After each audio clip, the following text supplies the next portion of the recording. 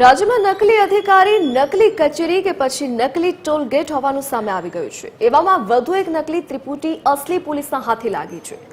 જામનગરના જૂના railway station નજીક આવેલા વેલનગરમાં શ્રમિક યુવાનનો દારૂનો ધંધો કરતા હોવાનું જણાવી વિડીયો ઉતારી ત્રણેય શખ્સોએ ડરાવી ધમકાવ્યા હતા। દારૂના મોટા જથ્થાનો કેસ કરી નાખીશું એમ કહી ફરિયાદી પાસેથી બળજબરીથી ₹20,000 કઢાવી લીધા।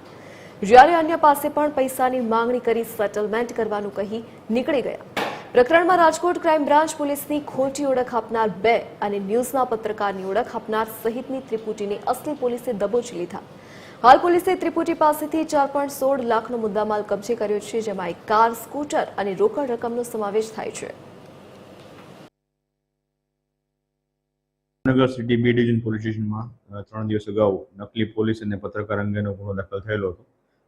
જે ગુનામાં 3 આરોપી, એકનું નામ છે મનીષ ઉર્ફે મનોજભાઈ સૌજીભાઈ મગવાનિયા, વિજયભાઈ બુધાભાઈ મકવાણા અને સુરેશ રણમલભાઈ કારાણી, આ ત્રણેય આરોપીઓને Jamnagar city B division police station દ્વારા અટક કરવામાં આવેલા છે અને ત્રણેયના પોલીસ કસ્ટડીમાં રિમાન્ડ લેવામાં આવેલા હતા।